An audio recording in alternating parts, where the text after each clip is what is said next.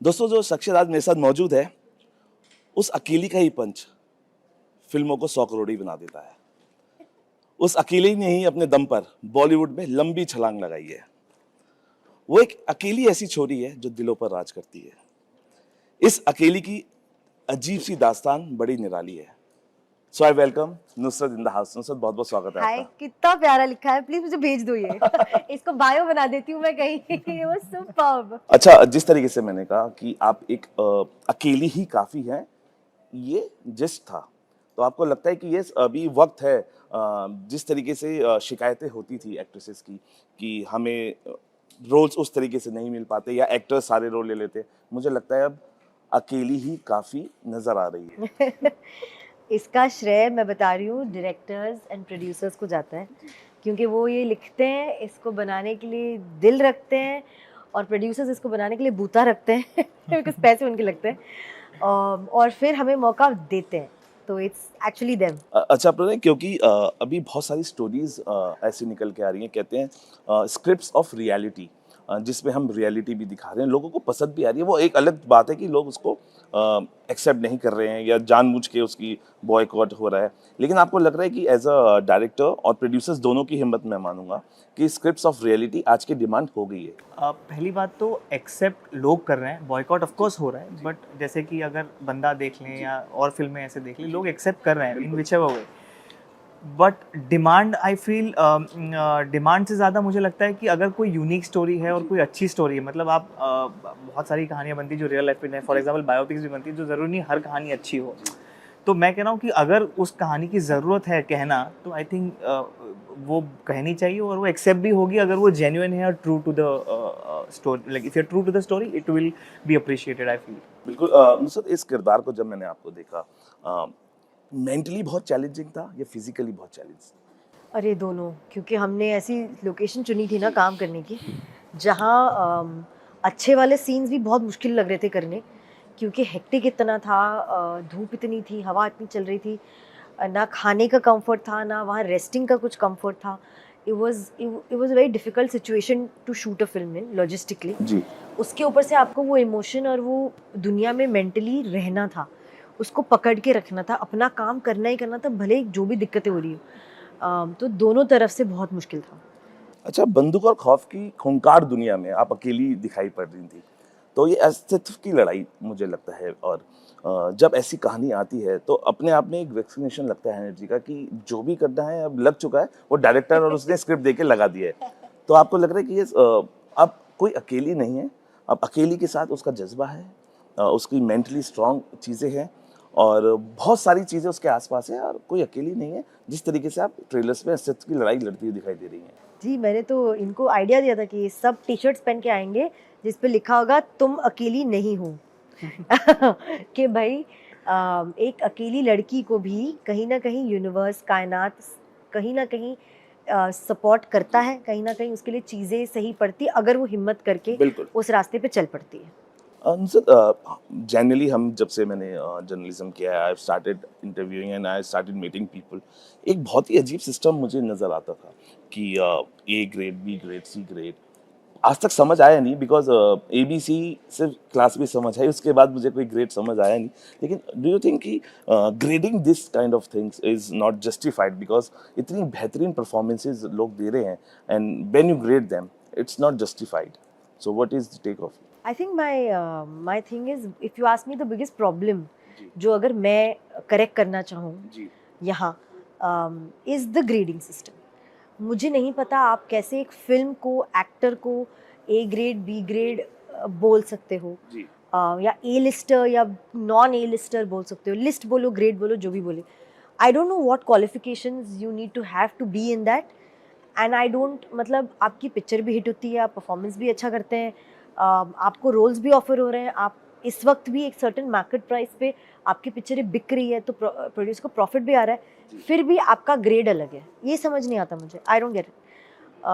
I think those days were long gone, जहाँ आप एक पोस्टर वैल्यू के लिए एक्टर्स कास्ट करते हो या डायरेक्टर कास्ट करते हो। अब आप एक कंटेंट के लिए कास्ट करते हो और एक कैरेक्टर के लिए कास्ट करते हो। तो people who are still stuck in that thought, I don't know कब वो, when will they open their eyes and see दुनिया बदल गई है। The situation has changed.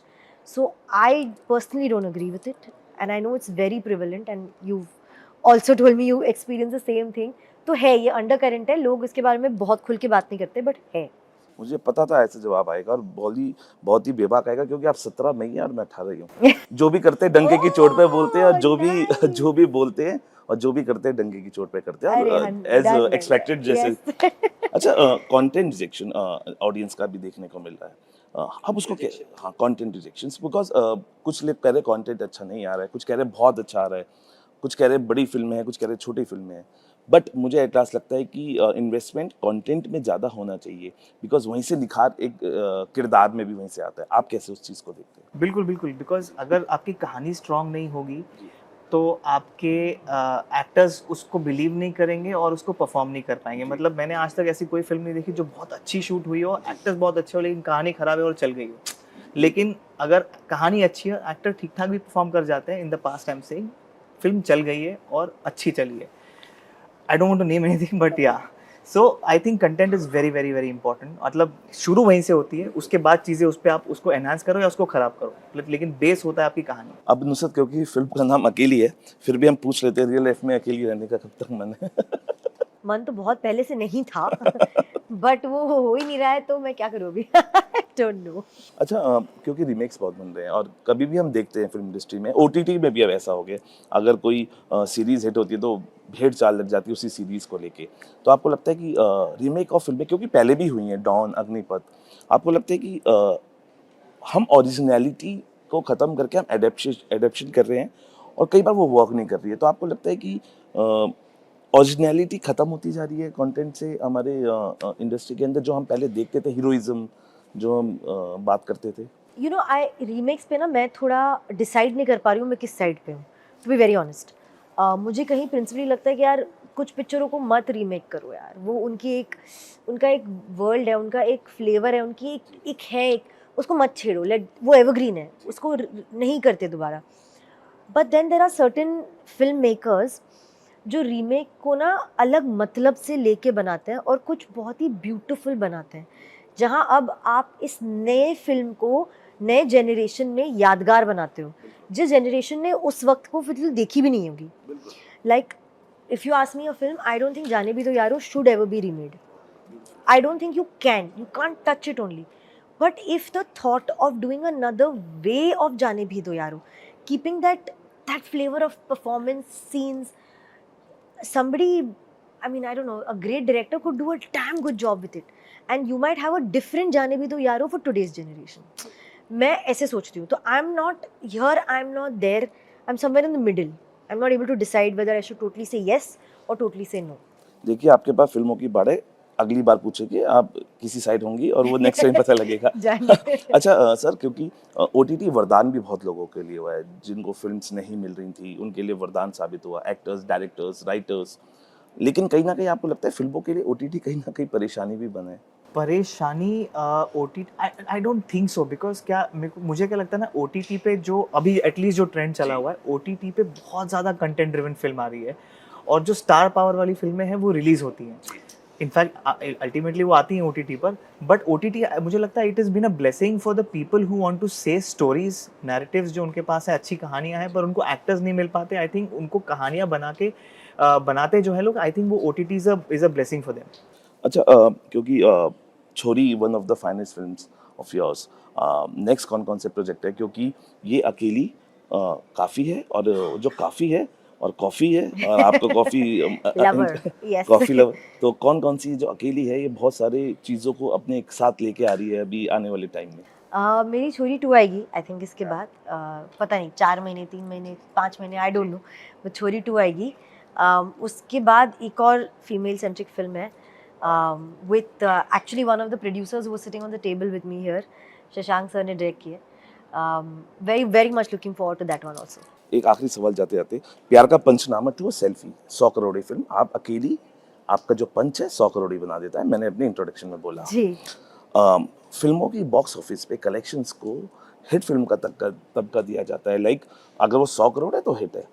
आप कैसे देखते हैं? You think numbers decide what is successful और what else you have to? In my career graph, LSD was considered a hit. In my career graph, Pyar Ka Panchnama 1 was considered a hit, did not cross 100. So was Pyar Ka Panchnama 2, which didn't cross 100. So I think the fact that a film is successful is also determined on बनी कितने में थी और cost of production, cost of PA ने क्या था and उस पर प्रोड्यूसर ने क्या रिकवरी की. If that margin is a substantial amount then it's considered a hit because you everybody is made money. When it becomes 100 crores like SKTKS became or Dreamgale became, वो hit नहीं होती, वो blockbuster होती है. Because उसका गणित नहीं समझ आएगा आपको, वो कैसे फैली है. वाइल्ड फायर, फॉरेस्ट में फायर्स नहीं होते, फॉरेस्ट फायर, ये फॉरेस्ट फायर वाली पिक्चर होती है कि आप उसको रोक नहीं सकते हो फिर. Because what all you have to say by जाते जाते what all you have to say for this अकेली? I would just say it's a beautiful film. He made it with a lot of passion and love. Please watch it on the 18th of August. That's what I have to say. तो thank you talking to us. देखिए film का नाम अकेली है, लेकिन इसमें कोई भी अकेला नहीं है. सबने बहुत अच्छी परफॉर्मेंस मिलके की है और जो उसका बैकग्राउंड है वो भी बहुत इंटरेस्टिंग दिखाई दे रहा है. लेकिन जब वो 70 mm पे आप देखेंगे तो वो निखर के आएगा और निखर के आएगी ये अकेली और अपने साथ लाएगी बहुत सारा एंटरटेनमेंट.